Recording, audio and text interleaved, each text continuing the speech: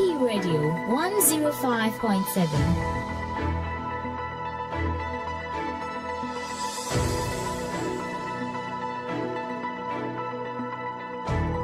Action Power TV, the way of salvation.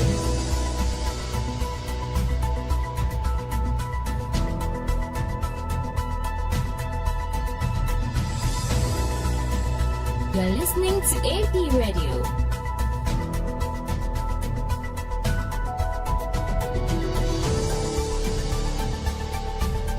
Action Power TV, the way of salvation.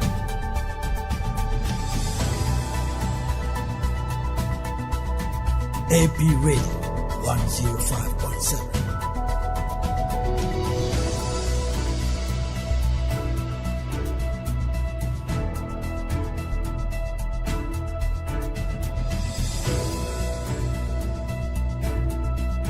You're listening to AP Radio.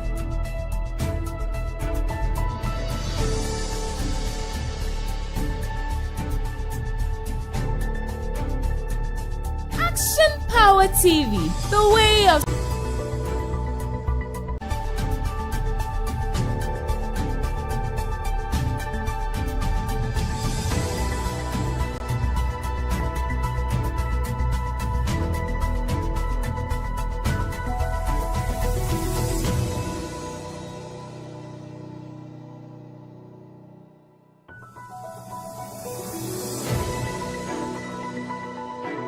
AP Radio 105.7.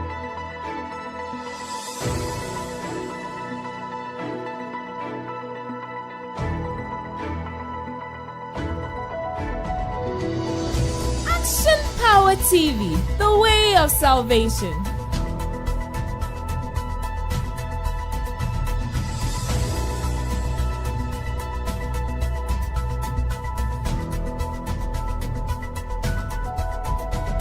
AP Radio 105.7.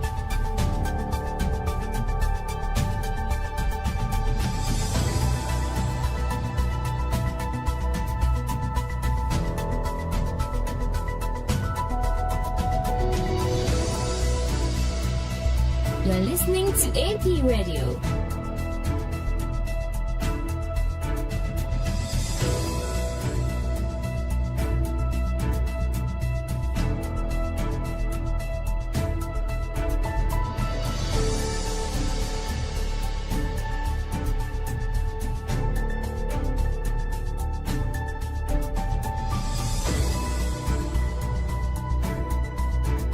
AP Radio 105.7.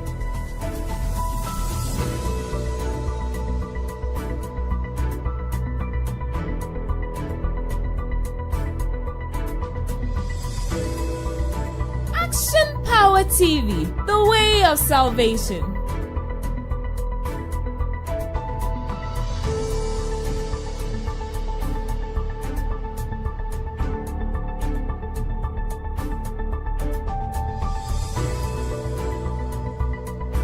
You're listening to AP Radio.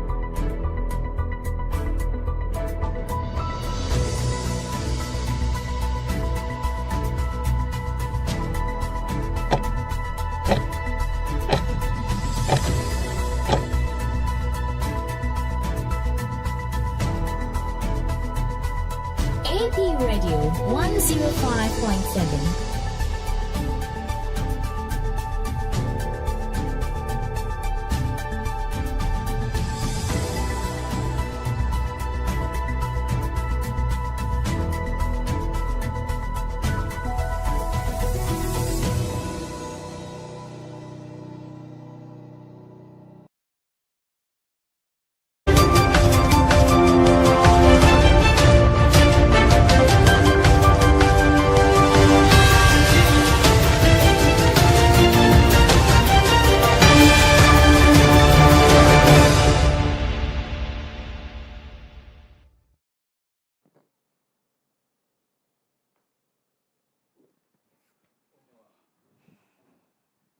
Amayo.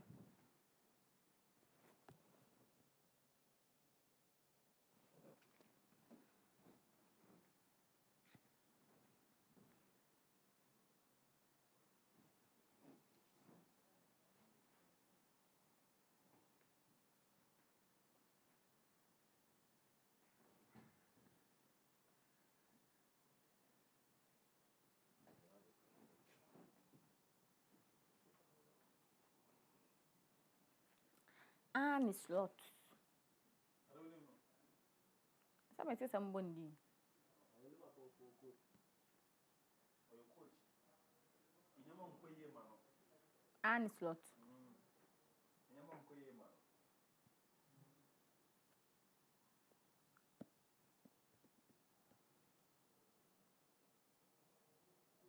Na me teleprompter no so teleprompter no be ya ma me de ne onko break o. Me teleprompter we. You just go to the site. When you over Wi-Fi and maybe into news.com. Not pure way. What's on the far one? I'm a far one. We are morning.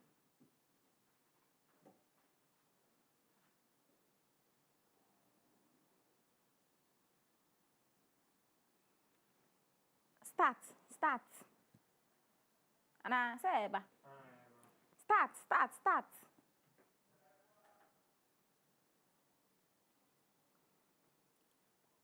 Hey. Teleprompter manager. If you find your mark about venue,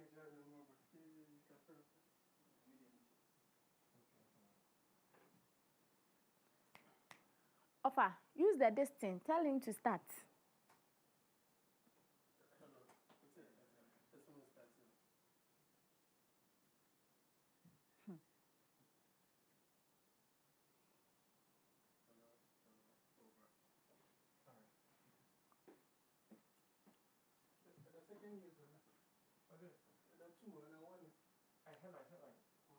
Manimra from Krakaka na atrami. This program is sponsored by Kino Computers and Ella Rain Vesture.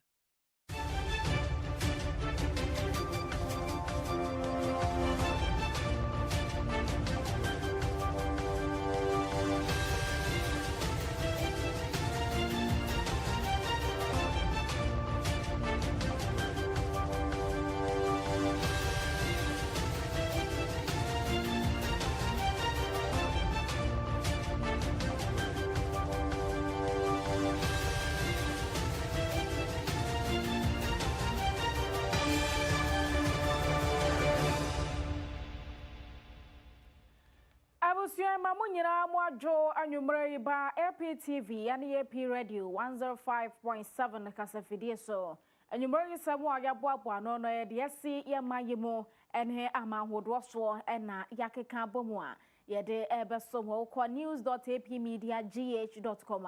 yabo ansam no dodo no a egu ha obetumi akwakenkan bi sanso na ewo yen Facebook and YouTube no APTV GH obetumi ni yedi nkita ho TikTok, Instagram na X and video no @APmedia_GH and you wearing some eba no be any. Yawampani eko Japan maino emua wane Ghana this year bia ewo hɔ akwakwadi nkomo no akyerɛ sɛ na memo ya wo ba de to so mienu eniema hodo a waye no eno no de kɔto dwa. Sanso and so for Sean Womasia and some so Asher se Ghana Education Service no and Shema Yankasa Yakasa wo mayibu baby a abofra bia filibia wo monfantra de.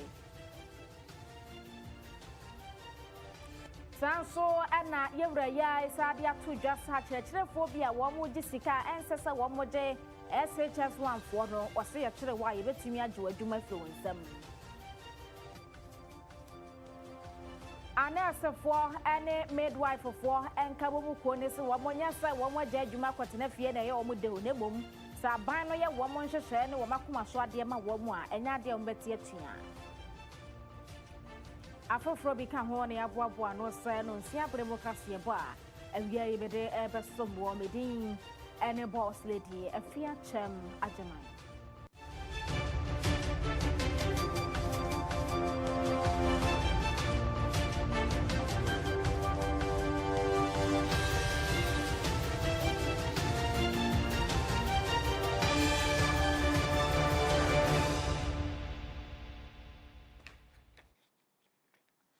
So for Penny our Action Power Faith Ministries ya no aye Dr. Kukudazi Ephraim nyame nipa ewo enkyerɛkyerɛ a wɔde bra yɛn kwasi ada no pɛbia no so ewo yɛn kasa fidie so a efrɛ no kwagye kwan mu no wɔkyerɛkyerɛ yɛn ability to see na wabɔ yɛn nkɔkɔ sɛ adamɔ ne deɛ wɔn nhyehyɛ ya ene sɛ nyame abusua no wɔn ɛbɛsɛ no ntie ne wɔn ate wɔn ani ɛde asi ɛma ɛne mɛma so a wɔn wɔn nya sodie bia ɛmfa ma abusua ntie ne obi wɔ hɔ no mo a ɛnɛɛma pii ɛne tumi ɛde no ɛkɔwura aware mu wɔne ba bɛɛma no anaso ne ba no ɛhyia mu a wɔsɛ yɛnkɔ na yɛnkɔ ware ɛwɔ abra wɔn nim de nyame ahyehyɛ ɛde ama wɔn ɔsɛ saa deɛ we so akwakɔfa ma dodoɔ no a wɔn awoɔ wɔ abra bɛɛma nka wɔn ho de aba ɛna ware pii nso a ɛguo ɛna akɔfa ɛde aba mmɔfra bebree no anene wɔn nyini wɔ abra wɔn nya agyanom ɛdra Dr. Kuku Dazi Efrem akasetia sɛ wo wiase abusua tenten no mu a wontumi nsua bibia mfa abrabɔ ho ɛne nyame ho wɔmbɛsɛe w'abrabɔ kyerɛ sɛ Awurade Yesu Kristo kan wɔ Matthew Asempa tidu nkyikyɛmu 36 sɛ nipa fiefoɔ ɛbɛyɛ natamfo ɛno nti sɛ yɛ wadwen sɛ wobɛtumi adɔm wiase abusua no na wasom nyame a isa nsɛm bisa yi ano ɛhena nipa kura atetesɛm gyidi a nyame tan paa mu na wodi akyire ɛyɛ ho adwuma enipa bɛn na da bia wɔn frɛ nananom ahohom wabra wɔgu nsa ɛhen ɛne akyire nipa sɛ mo nyai amamre ene atitisem gidie mu da ehefa wiase abusua no mo it is the worldly families whose sayings, teachings and rituals go against God. Wiase abusua ne nsem won kyerɛkyerɛ ɛde wɔn nyankomade ɛna kutia nyame sɛ woyɛ nipa wodɔm saa abusua no wo mu sɛ wokɔsesa wɔ mo gyidie no anaasɛ woyɛ de na ɛyɛ wo sɛ wobɛtumi ama wɔn gyae wɔ mamammerɛ ne wɔn mamanneɛ ne wɔn atetesɛm gyidie ho dwumadi a wɔn die no anaa wobɛtumi ama wɔn nyinaa agyae wɔn mamammerɛ ne wɔn mamanneɛ ne wɔn atetesɛm a wɔn di akyire ne wɔn da nadie no ama wɔn abɛgye nyame adi anaa wɔbisa wo ho sɛ saa no ɛbɛtumi ayɛ yi anaa na yɛbɛkɔ akɔwia ne sɛ wokun ntɔkɔ a mfa sɛ obi adi so nyame nim sɛ ewiase abusua tenten no ɛyɛ mɛma na wɔn nim no ɛna kyikyireyɛ na wɔyɛ mɛma na ɔsom adamɔ ɛno nti na ɔka kyerɛ nipa a ɔpɛ sɛ ɔsom no no sɛ wɔmfiri saa abusua no mu mmra na mɛma wɔne wɔn ɛnya hwee ɛnyɛ ɛmfa wɔn atetesɛm amanneɛ ne wɔn amammerɛ nyankomade nneɛma a wɔyɛ no Korintofoɔ nwoma ɛtɔ so 2 tinsia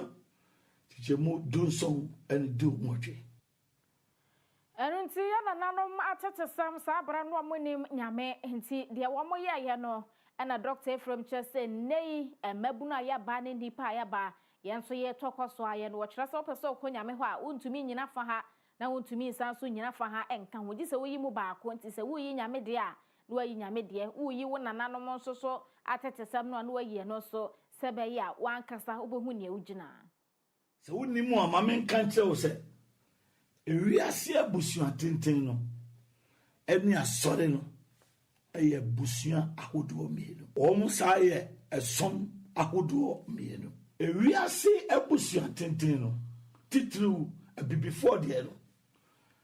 wɔsom wɔn nananom abosom ɛna asɔre no ɛyɛ nyame abusua no deɛ yɛsom nyame a ɔbɔ adeɛ nti abusua deɛ hin ɛna ɔpɛ sɛ wodɔm Awurade Yesu Kristo kan wɔ Matthew Asempa 9 nkyikyɛmu 29 sɛ obia ntimi nsom awuranom mmienu da sɛ nyɛ sɛ ɔbɛtan baako na wadɔ baako a ene obedi no kware ama baako na wabu baako enimtia na chese untumi ndom wiase abusua no na wonsan so ndom nyame abusua a ye asore no esese wo yiba untumi nsom wo nananom abosom na wonsan so ensom nyame a obo ade eno de entumi nye oda enema bebo afrawo eno nti na nyame a onim ade nyina ka kire wo mo pese wo mo som no se wo mo mfiri saa ewiase abusua no mo ensese wo hye nyame abufuo wo abra wo suma damonia ono ene bo wo so wo yesa wo ye nipa wo ye abufuo na wo ye nyadwom na nyame se obepo mintumi ntiase adekronti abibifo ehunu nsonsoni aida wo mo nananom abosom ene nyame oba de entem na wo mo ntumi nyi baako na wo mo pesa obde de me ofra mintumi ntiase me ka kire bibifo a modwin se wo betimi asom mo nananom abosom na masanso so asom nyame se eno de entumi nya oda se de Awurade Yesu Kristo kan Nyankopon se obepo nipa etisa no se de makan sesia yi som baako a opese wo som na di akire se wo pese wo som unananom abosom a yesa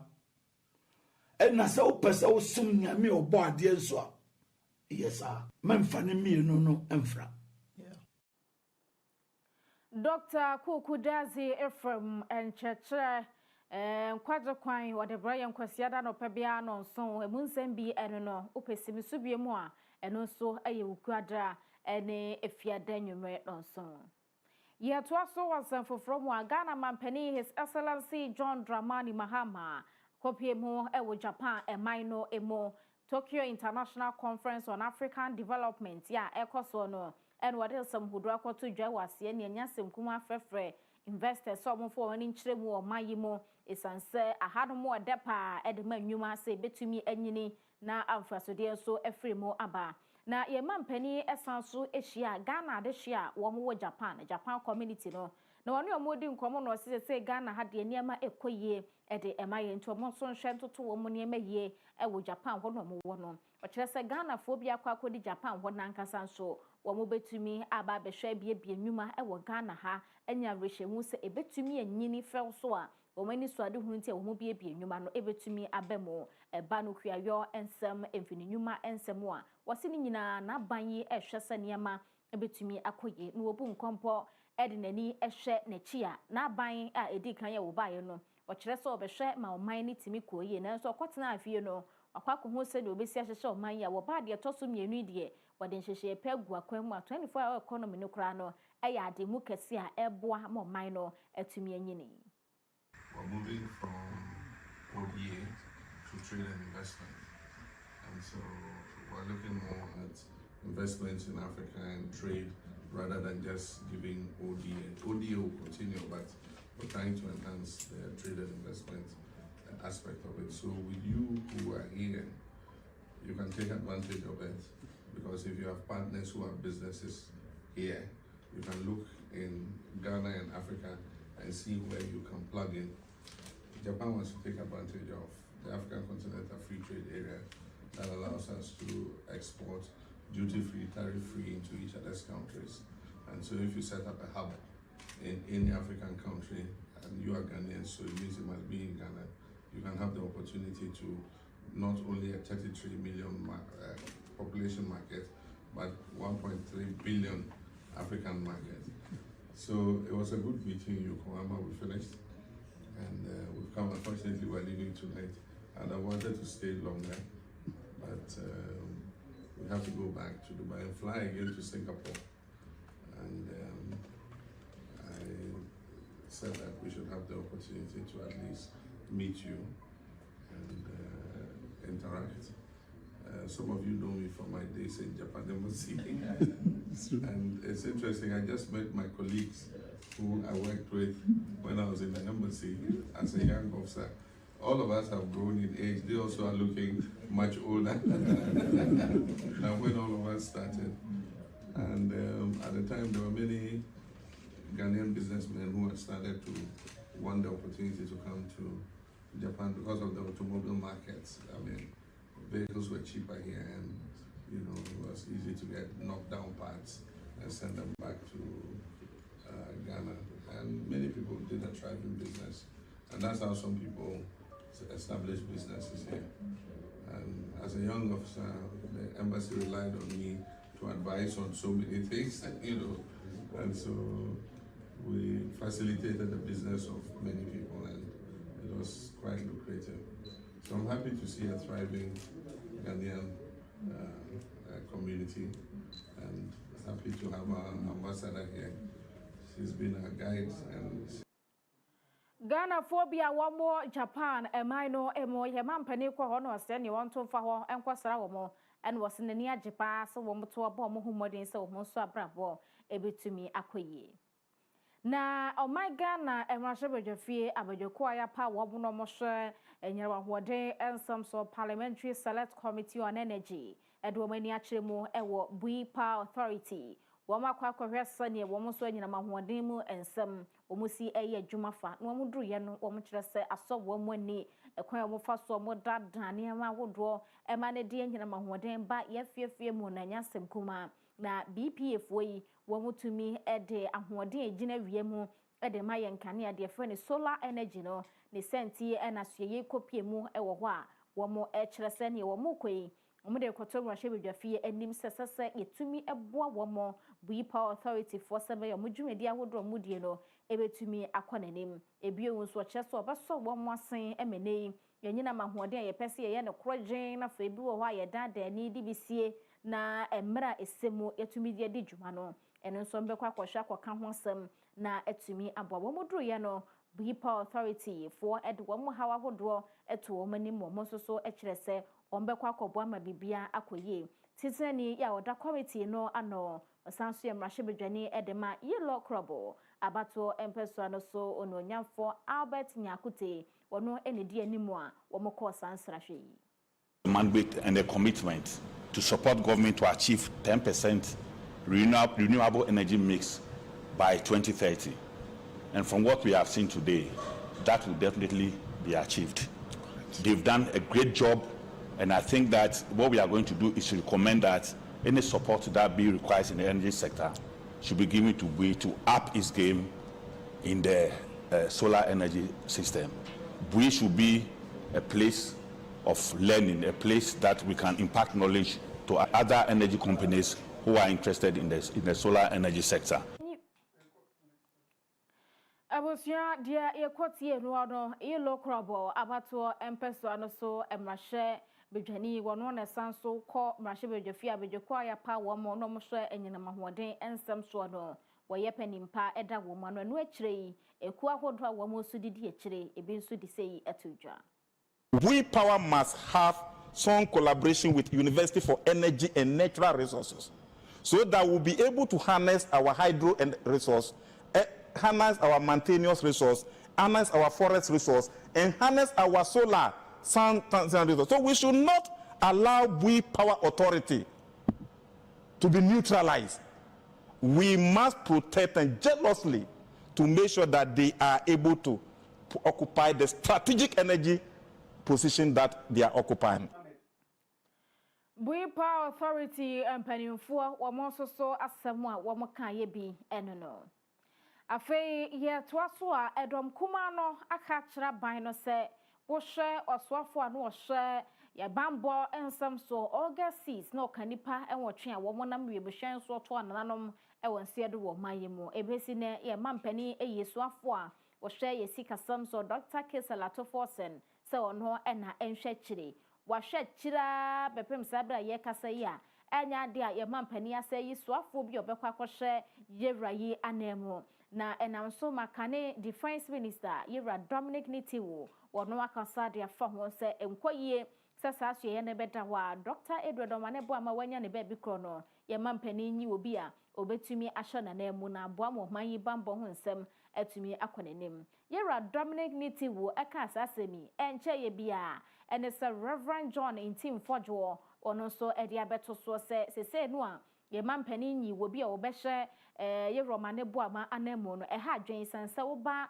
Africa ha e man who dropi wo hono manchi wa show ama no homene so e wo ho sanso e na obo man yi mu anka sanso e tifido fam ho no e no so nchi wa show ma na e ma no homene so ne senti e ne sese ye man peni anim ye oyi obi obeye soafo a obehwe ye mbambo ansam so no watumi amasa nchi wa show no anu abrase.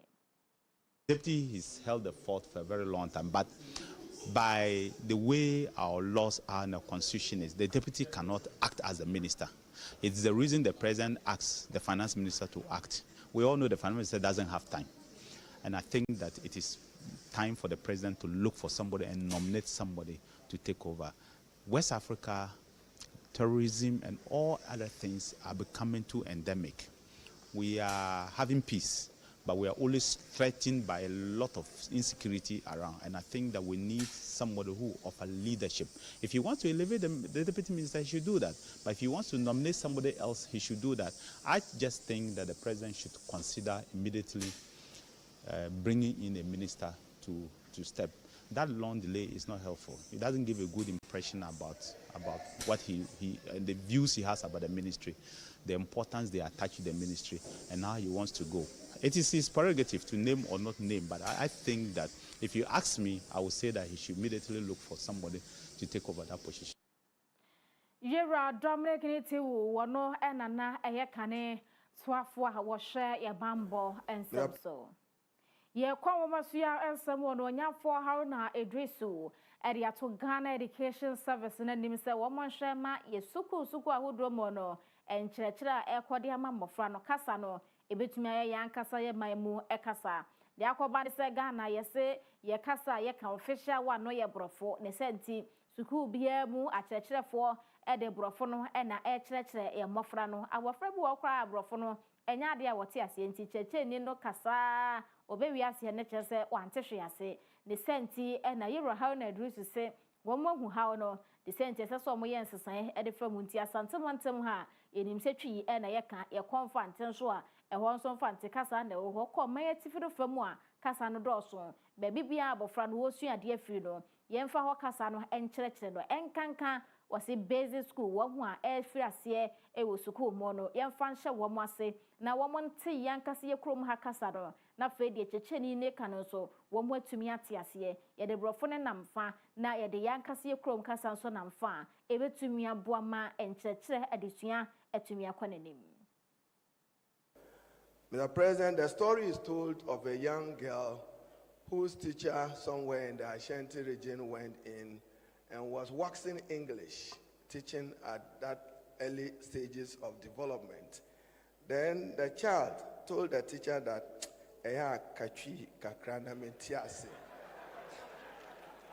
so, Mr. President, in line with that and with your authority, I'm directing the Director General of the Ghana Education Service and the GES that from today, teacher use of mother tongue instruction is now compulsory in all Ghanaian schools.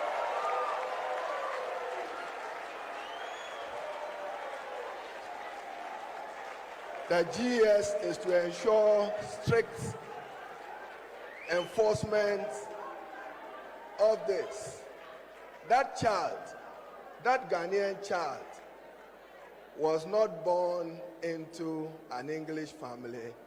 but a proud Asante Akan family, and deserves to learn. This is part of President Mohammed's research agenda.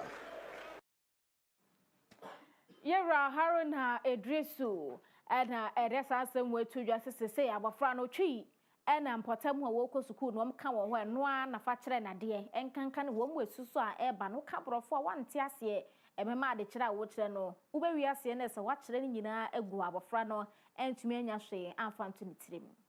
ehumasuya mu so afoi asanso ato aso se wo mu a ekonto aso suku mu from one no akire fo p head teachers headmasters eje wo mu sika bia ensese wo mu eje ne no na yewra ha na edu sisi abeto nanim nti suku bebre wo ho watete wo mudin se wo mo gigisika ade ba ko obeka ne se wo modin debom se wo ye kyerɛkyerɛ ni pani wo suku mu na wo gento aso sukuufo no wo mo eba fom a ne sika ye ma ho kwan se sesa moje a o kire se asotwe kase e wo hode ma wa asotwe ni betumi ayese wadwuma no e na bebo wo sa kokobo yi 32nd annual conference of directors of education in Sunyane e na koso e ya kirekirefoɔ hu akunini e ne hia mu Sunyane ho a wo mo de sansemi e tudwa yi rahau na dusu e de to so se wo mo hwo mo hu yie na wo mo asesei ye tete wo mo suku mo manyini wo mo kwana mo jejejeje wo mo sika bi wo mo so ba wo mbeba wo mo awofo amane obu wo hokran so a awofo ne de ne ba na eba no ehwa a na wo gina so agine bibi wo se ye so mu se kirekire ni a wo mo betumi age wadwuma afiri wonsa. We need a more robust system that recognizes and rewards merits and not protocol. But let me use this opportunity to caution heads of schools not to turn away students or parents or frustrate them or even go to extort money from them. Once a student is placed in the school, that student cannot be denied enrollment. So to heads of schools, uphold minimum approved standards of the GES or risk losing your job. We will not tolerate or countenance any disrespect to approved standards and regulation by the Ghana Education Service.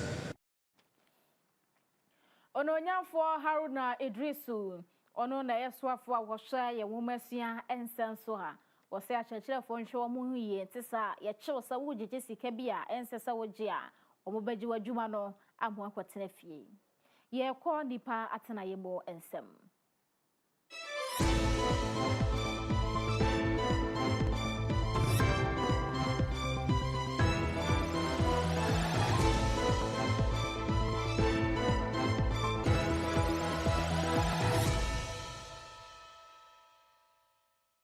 This segment is brought to you by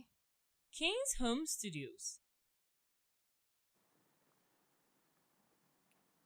Environmental Protection Agency EPA and Ghana Port and Harbours Authority GPHA akabu momodio meni achiremu ewo keta ene ne mpotemu omanye fra omantamu ho no wamo akwa didi nkomo ne adehye bi ewo ho akwa kwhye mu ni nyina ne se keta port project no wamo behwase abeye ho adwuma de ama wamo ne senti ena wamo hu ne senie wamo nkompotemu ho ne adehye wo nkodi nkomo enkyere wamo dwumadi a eba no mfasode a ede bebre wamo ene kwanye wamo akasa wamo betumi afaso edi dwuma ewo fra omantamu ho no ye frɛ baabi zelukope ɛhɔ no wɔn ne adehye yi ekokohyia ya wɔn de kɔto wɔn anim dwumadi a ɛbɛkɔso na wɔkyerɛ sɛ saa dwumadi yi ɛnyɛ wɔn a ɛwɔ keta hɔ nko anaasɛ ɛnyɛ mɛka sɛ ɛnyɛ aban no nko dwumadi a wɔbɛdi ne bom ɔman Ghana adehye na de mfasodeɛ ɛbɛbrɛ ne senti ɛna ɛsɛ wɔn mu mu hyia na wɔn hwɛ sɛ wɔn bɛte deɛ ɛbɛkɔso no ase na wɔn nso so wɔ gyinasie bi wɔn asɛm bi ka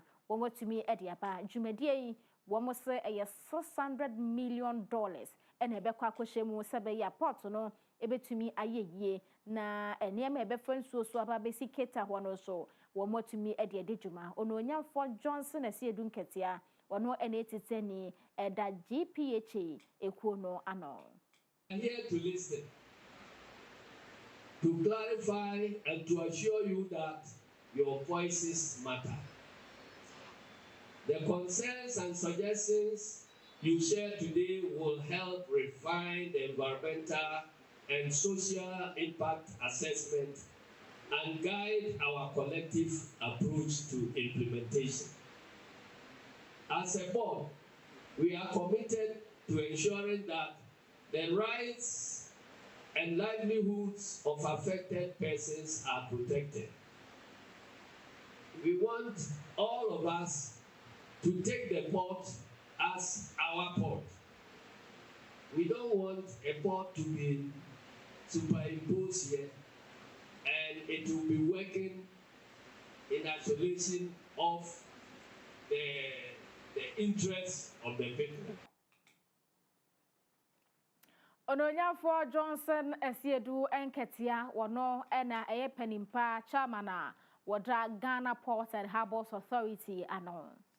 Yet also na yako Metro Mass for asye Metro Mass Transit no SSC de embassies ya hodwa womo ewo wo mayimo no womo bemiem edi bia bekeka ho sebe ya ye tu kwan edi akoba bi edi dwuma wo man Ghana no ebetumi akọwa no wano ni nyina ne se aban de 24-hour economy eba ye no ebetumi abo amaya ye dwuma anopawia anwumre anadwo de so ma homachen ni nyina no ene se 24-hour economy ne betumi abo ama nkrofo anya nnwuma ye ebetumi nso abo ama ye niam a ye nya ewo man Ghana ha no ebetumi aso abakese na ye dibi akwa amanhodo so enti sa 24-hour economy betumi adi dwuma no necessary kwani abedi ehu nsam so etumi konanim ne senti na Metro Mass Transit penimpa woda womono yewra Cesaro Kale wode atu dwase womo behwe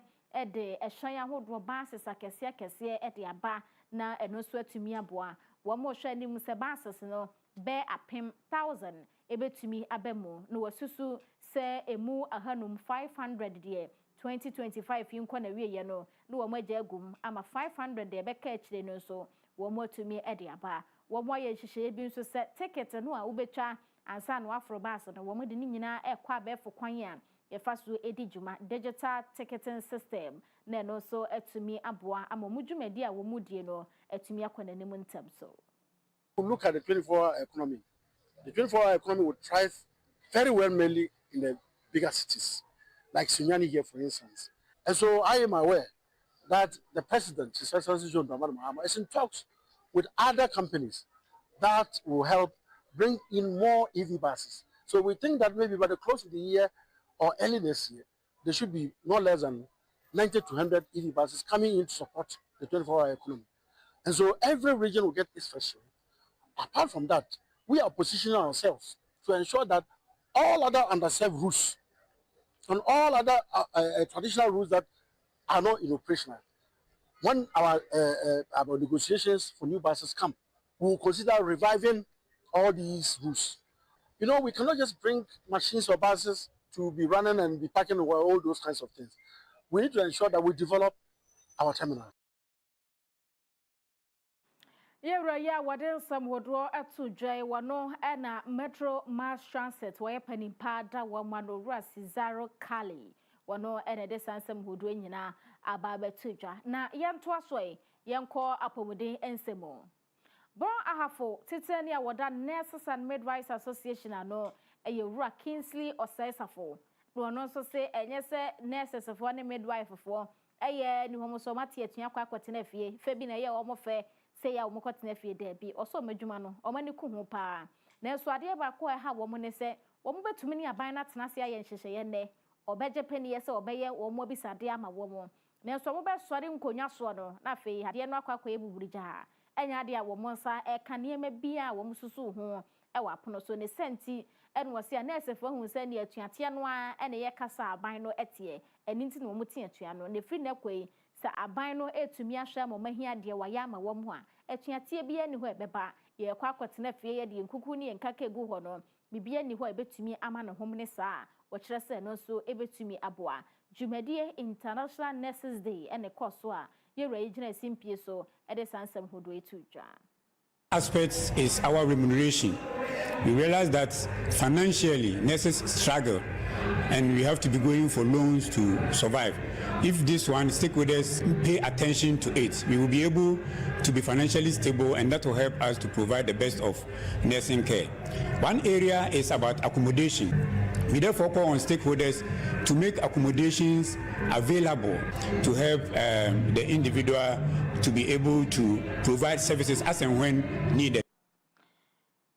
Kingsley Osesafo atwa so se Ghana Registered Nurses and Midwives Association no womo how bebre ya enam so mudwumedie no aya na entumi nkonanim enti se how no eboro womo so ana foforo womo a womo tena adwuma mu ye adwuma kora nya de ye se mukotena fie na aban no hwaye womo hia de no mo asa no womo ba enti womo se anya bu apayo bi aban no hwa na da ne de nyina womo kotena pono so nko ade a ginesie no aban hwa ni na famu de so sebe ye betumi aboa womo. To call on our employer that our interest is not to stay away from work. We want to continue to serve the people of Ghana, and therefore they should come in, call our leaders to table and then complete this signing of the condition of service. I'm therefore taking this opportunity to call on the nurses and midwives within the Bono East and then the Ahafo regions that the Bono Ahafo Jarone stands behind our leadership. Yera Kingsley Osesafo and Waye Titani Edema Ghana Nurses and Midwives Association Wamwa Ewo Omaye Bono Efemuho and Watcher say Waman she na ahia de bi wo ho aban no anya ma wo mo no na ya na ekofa tuate dodo no a ede eba no ebusua ye twaye ho ya je aboafo enkrato ye ba ye bekọ binduri empeso no so akwa akodi nkoma afade esi ewo ho.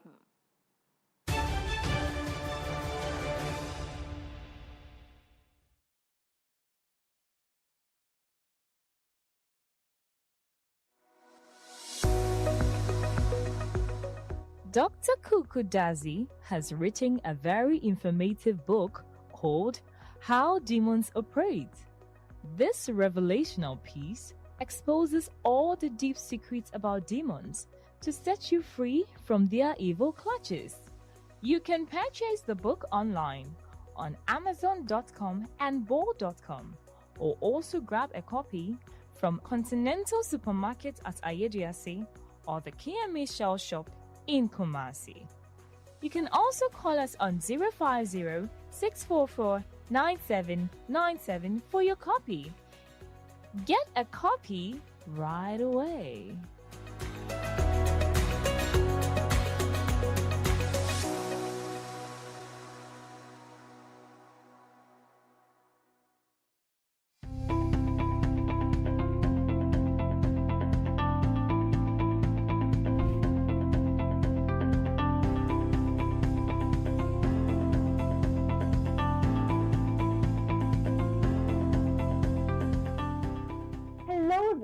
I welcome you to Kino Computers, your one-stop shop with the perfect tech solution. At Kino Computers, we give you the best deals on quality laptops, phones, and accessories. Whether you're looking for a high-performance laptop for work, a reliable phone for staying connected, or the latest accessories like M.2, SSD, wireless mounts, ergonomic keyboard, and USB adapters to boost your productivity, we've got you covered. We also provide expert repair services as well as nationwide delivery on all our products. Visit us at Adum on the ground floor of the Abanaba Plaza near the Relish Health Shop for unbeatable prices and exceptional service. For more information, call us on 0248 137672. 0248 137672. Kino Computers, beyond your expectations.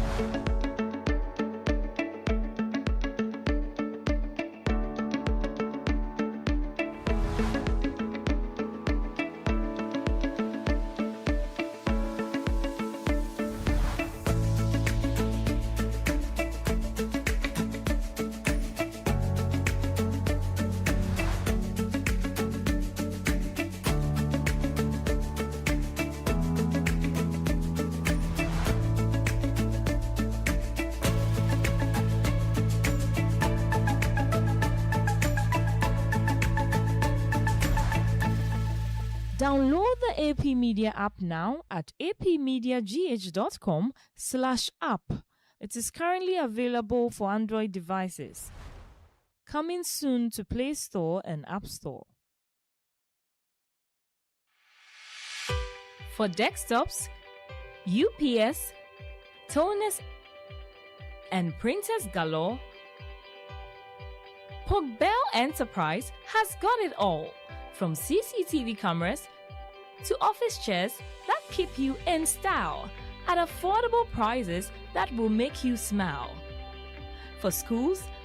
businesses, and individuals alike, we have what you will surely like. Contact us on 0245 099 786, 0245 099 786.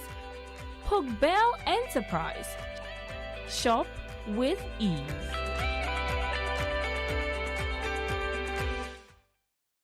Introducing the Smiling Shark Outdoor Solar Camping Light. A new modern way of lighting up your world. It's a powerful portable lamp with 2 modes of brightness, a strobe light as well as a flashlight. You can power it through solar charging or Type-C charging. With a built-in high-capacity lithium battery, you can also use it as a power bank to charge up your mobile phone through USB. To purchase one, contact 055 051 5323 or 053 520 3534.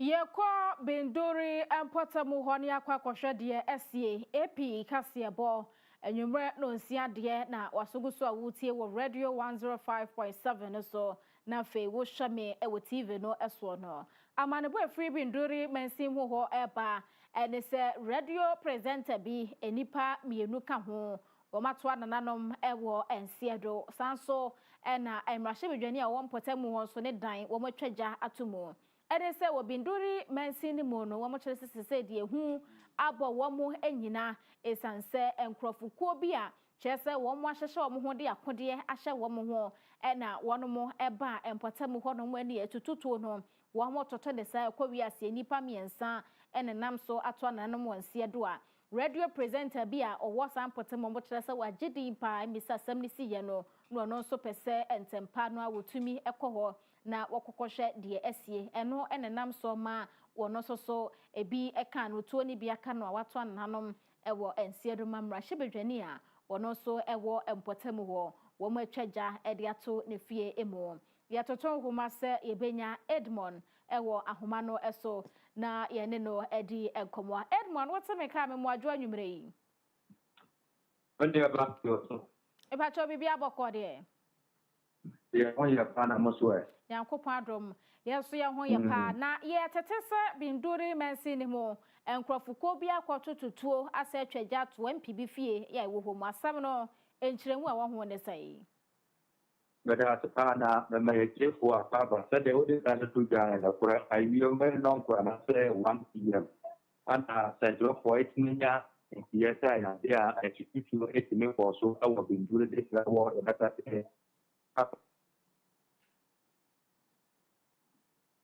Hello.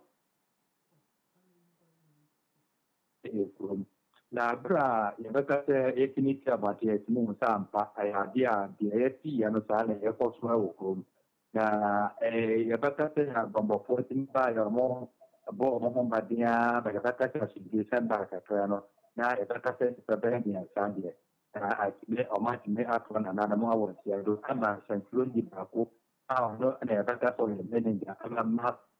empire awo yabakate Binduri no ono so etime pata arobuse mo etime ato na mo awansi adwa akwa ya arobuse awo Binduri tra wa pa ituji ate na se tifo bakaya anya we de diadika na watu ya ni na ya ne tabe na so etime famo atro mo kwa awata ni ko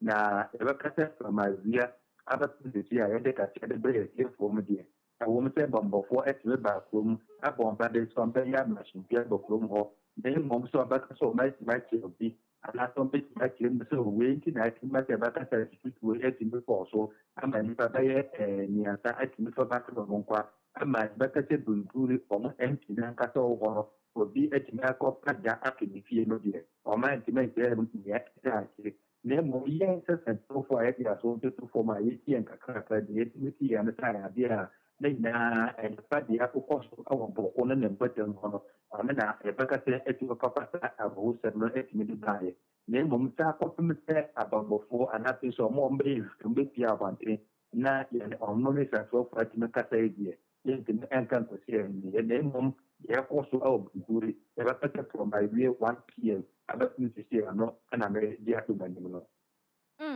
na se trani a wo ka so ya manager ma empa media no wote asam no na wono ne ho ye hasan ko be ko no akwa akohwe de ekwaso de abammonten so na etuo ni bi ko kan no anase no wonam ne ba bi wo ho ne bi kan no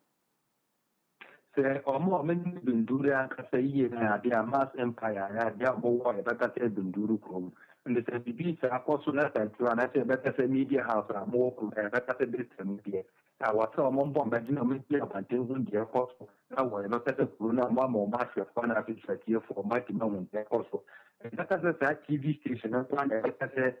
TV station e du man ka sa wo e baka se sa district mo e ko mo so na mo ba tem ban san ko bo hun dia ko so se be a for more binduri among water is rich now more many hobi no or mo beti ba ndi akoso ya ka da le mo ejumedi o mo dimuna ya ka se ni tira ko ya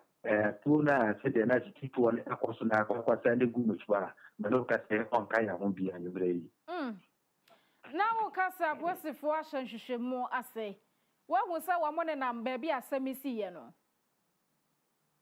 on na me ka se ai adia police for no ma so mo hwehwe ma se sai da yo beti na gu ne pa na fu am ti me ko fa sa nya ma se me de bai ana fi so mo me ti ko pa ja de ko me ka se MP ni fi ana fi so no ma ti na de bo ta yen ti ya ko de bi si ko a se bi sa ti mi si bia ta se ti bi ta kire bi en ti na ko fu me ti me ko na di bi an ko so ma ti ma ko to tu e ke se abonte akwa sa na gu ne pa so me de pa nya sa ti ma shu dan kwa ta so mo ti ni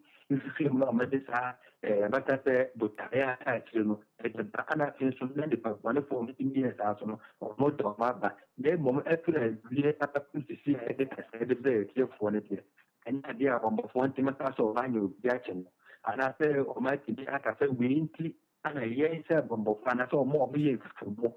ma bu se o ne na ta nda ma se na ti mo ko sa wi e ti ano ana ti ma ko ba ye go fi a de so mo yu fe mo se ase After the market na paid na o me ya ba ba bomba de me tie for na sisi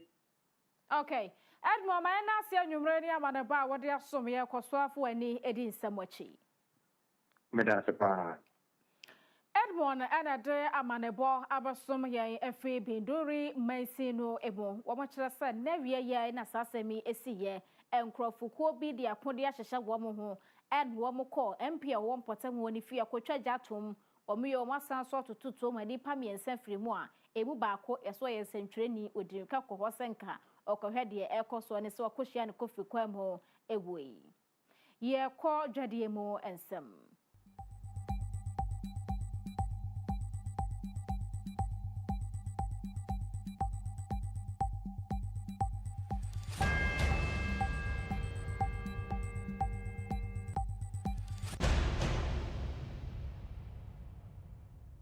This segment is brought to you by Tizo Aluwex. Ghana ya mampani abedi ya chire His Excellency Nana Jeno Poku Agyemang wade mpanimfo bia ebano dwadie nsam a omudi akotene wom ahia ewa amanone woma didi nkomo e de afakua yo ensam ho ne kwayom befa so a 24-hour economy no sende so ade hunu no ebetumi abamu na aboa ne no na ye mampani abedi ya chire chire sa chihye ya womudi agu akwam na nyasam kuma aban no wobo no homodin bia wokuayo ensemu enei wobo akuafo efa no fertilizers fa ne niam ahodo a akuafo betumi ede aye adwuma sanso na 24-hour economy ne mo so aban ede nhihye dodro no agu akwan mu eho so eboa akwane abedie nsem enkanea ensuo ya ne nyina be masa policy na timi agina no aban de sanhyehyɛ no egu akwam bedru baabi yankasa ya niema ye didi dwuma ewo mayimo no ebeso ye so na ye de bi nso akwa amanhodro so a eno nso ebetumi ede mfaso de abra yen enam 24-hour economy no emo. Your Excellencies, esteemed leaders, distinguished laureates, ladies and gentlemen, it is an honor for me to join you at the Norman Borlaug International Dialogue in the home state of a man whose life ignited transformation across continents and whose quiet resolve led to hope, justice, and sustenance for generations. Agriculture remains central to Ghana's identity and economy. As a country, we need to ensure a high level of quality for everyone, especially for our farmers. Ghana believes that she should be able to grow nearly all the food she consumes. Life in the tropics implies a boom for agriculture. Our value chains hold tremendous potential, requiring deeper integration, modernization, partnerships, and collaborations. Ghana's strategic reforms in agriculture hinge on greater resilience, innovation, equity, governance across production systems, nutrition, and trade. The Feed Ghana program is His Excellency President John Mahama's flagship initiative to accelerate transformation in a coordinated, market-driven manner. Complementing Feed Ghana is our Grow 24 program, which is part of Ghana's broader 24-hour economy strategy. Grow 24 is intended to modernize agriculture, mechanize value chains, increase productivity, and link agri-businesses to export and domestic markets. We aim for food self-sufficiency, rural job creation, climate resilience, and stronger agro-manufacturing. Your Excellencies, no transformation is complete without equity. Women make up over half of Ghana's agricultural workforce, yet too many lack access to credit, to land, to technology, even to training. And this is why our forthcoming Women's Development Bank and inclusive policies are targeting these inequities. We all know that when women prosper, families and nations flourish. Yamampani Aberiachre, Professor Jenana Opokwajima say 24-hour economy no to the whole we are saying Yasam Kuma and what they acquire would was so simple so I will church mu kwanya befaso na Sajumedi betumi aboa wo manyi ama yanso yakoye nim e wokuayo ensem emo ye kwa ma hodo so ensem.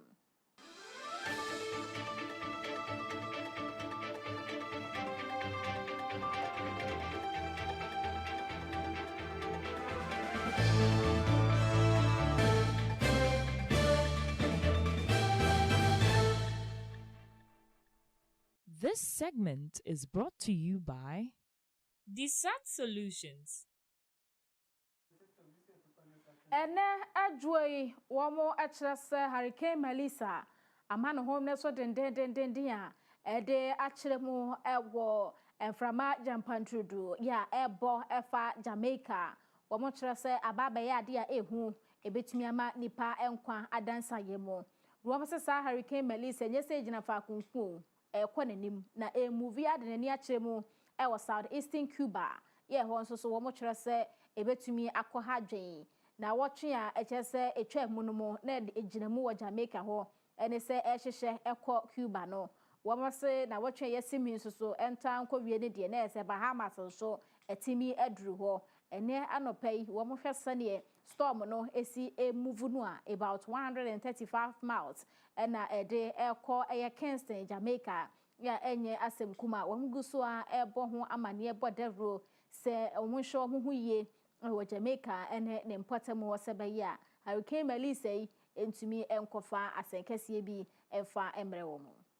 This morning, Hurricane Melissa closing in on Jamaica. A storm forecasters warn could be catastrophic. Heavy rain already lashing the island. Up to 40 inches expected in some areas, which could trigger landslides. The coast is bracing for a storm surge of up to 13 feet. These rocks were brought in from another part of Jamaica to stop the Caribbean Sea from blocking out the only road that leads to the airport. Now, the concern is now, as Melissa rolls its way in, these waves will get too tall for these rocks washing out that only road. Melissa, on track for a direct hit, could become the most powerful hurricane on record in Jamaica. You're asked to evacuate now! People scrambling to evacuate, while others try to stock up on essentials. I was hoping to get some bread, but the shelves are empty. Melissa has already claimed multiple lives in the Caribbean, including 3 in Haiti, where the storm flooded streets and destroyed homes. It also left a trail of destruction across the Dominican Republic, forcing crews to evacuate pets from these flooded homes. In Florida, volunteers have been preparing aid boxes containing food and other basic necessities to help families across the Caribbean. The impact is going to be so difficult with persons having to be without the necessary essential items. These families' necessity kits will at least help them get through a few days. Oko Jamaica and portable Hurricane Melissa and amana homino so ewo hwa enya semkuma akwakofasa ha nyina ede aba wo mose e manimu a ebetumi akwakodru be mfra majampa ntrudu no so be ha dwen sese ede nani akyeremu ewe Cuba ene ne portable mo se ebetumi so de nani akyeremu Bahamas to mo nhom hu ye no bia ena ne ho so na akofasa nkese bi afa ama. Yes, sabno aha ena nwumre yede besie na ukọ news.apmediagh.com ya boaboa dodo no akogu ho a ubetumi akwakenkan bi. Facebook and YouTube APTVGH, TikTok, Instagram and X tintenfide ni APmedia_GH. App no ye www.apmediagh.com/app. Android users betumi akwakotwe na nimanimi wo ho. Sanso na iOS no wo mo aka so wo mo enyanto boase ye be hye ne kama near the aba Play Store and App Store ho na matumi akwakotwe bi. Anwumere mo so for boss lady Afia Kyem Agyemang don hwere baako wone me enetina ye wakasiebo empensi mu yi emo ene eyedwoada nonso Dr. Kukudazi Efrem ne nchekere how demons operate baba wakwan wo TV so ena fe radio no so ntia na wagebretie bi afei eniema hodopi etwa so a enyi wafidie no emfri ha makramo.